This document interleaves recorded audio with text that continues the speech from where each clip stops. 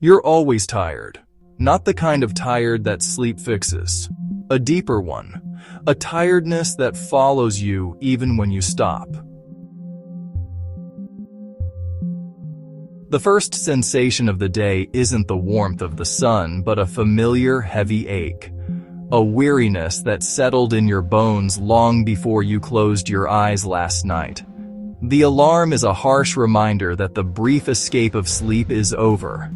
You wake up, but you don't feel rested. You feel resumed. You move through the day in a haze, a passenger in your own body. Conversations happen around you, a muffled soundtrack to the silent film of your exhaustion.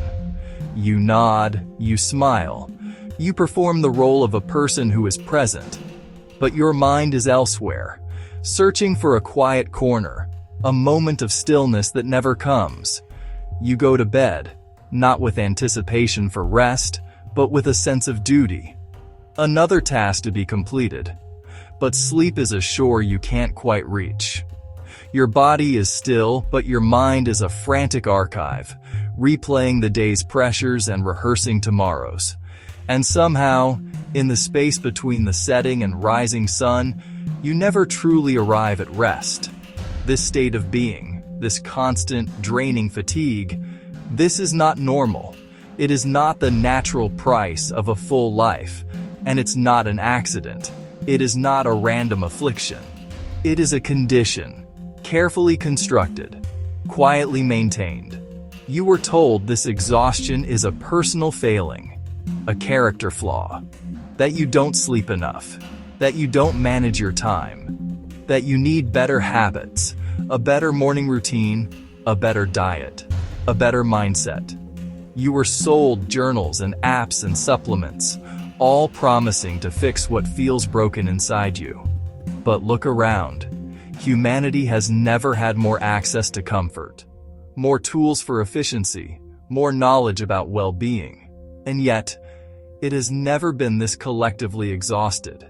This is the great paradox of our time. The problem isn't you.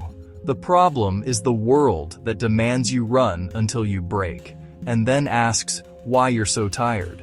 This tiredness you feel, it isn't the satisfying ache of a body that has worked hard. It's not the sweet exhaustion that promises deep, restorative sleep.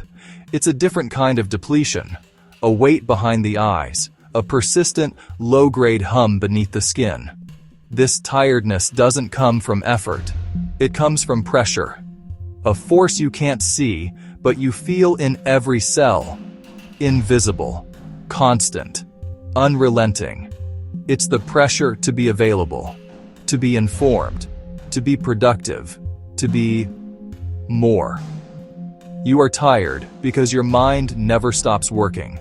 It's a relentless engine, processing, planning, worrying, and simulating futures that may never arrive.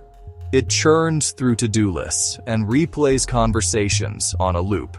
It keeps running, even when your body does not. Especially when your body does not.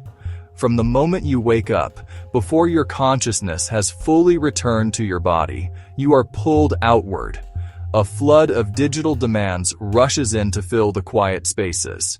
Notifications, information, urgency, noise. Your attention is under attack before you even think your first conscious thought. It is fractured and sold before you've had a chance to decide where to place it. And attention is not infinite. It is a finite, precious resource. It is energy, your energy. And it is being spent, minute by minute, on things that do not replenish you. This is the source of the drain. Every message takes some. Every screen drains some. Every demand leaves less behind. Modern life doesn't exhaust your muscles. It exhausts your awareness. You are never fully present, and never fully disconnected. Always alert, always available, always on edge. Even rest has been invaded, tracked, measured, optimized, turned into another obligation, another metric, another failure if you don't do it right. You don't truly rest anymore. You recharge just enough to continue. We've been taught to think of fatigue as a side effect, a consequence of a late night, a demanding project, a busy week. But this pervasive, bone-deep weariness, it's something else entirely. It's not a symptom you can treat with more sleep or coffee. It is a condition, a state of being woven into the fabric of our modern lives. It settles in so slowly, we barely notice its arrival. It becomes the background noise of our existence, a low hum of exhaustion we learn to ignore, a constant pressure we mistake for the weight of living. Consider the mechanics of this condition. A tired mind doesn't question. It loses its sharpness, its curiosity. The energy for critical thought, for dissent, for imagining alternatives, simply isn't there. It defaults to the path of least resistance, accepting the narratives it is fed. A tired body doesn't resist. It complies. It goes through the motions, performing the tasks required of it. It endures discomfort because the energy to stand up, to stretch, to walk away feels monumental. It becomes a vessel for routine, not an agent of will. And a tired soul adapts.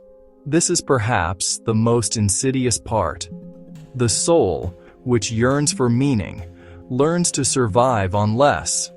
It shrinks its expectations of joy and lowers its ambitions. It finds a hollow comfort in the predictable, even if the predictable is profoundly unfulfilling. This new, diminished state becomes your baseline. The constant exhaustion, the lack of creative spark, the muted emotions. You begin to believe this is just who you are now. This is what it means to be an adult. Until one day, the numbness breaks, and you are left with a profound sense of absence. A hollowness where your vitality used to be. And so, you start blaming yourself. You internalize the exhaustion as a personal defect. You think something is broken inside you, a flaw in your character, a lack of discipline. You tell yourself you just need to try harder, be more organized, sleep better. But millions feel the same thing, quietly, simultaneously. In their cars, in the harsh light of the office, in the blue glow of their screens late at night. An invisible epidemic of weariness. That's how you know it isn't personal. This is not an individual failing. It is a collective experience. You are not tired because you are weak. You are tired because the environment is relentless. It is designed for constant output, not for human rhythm.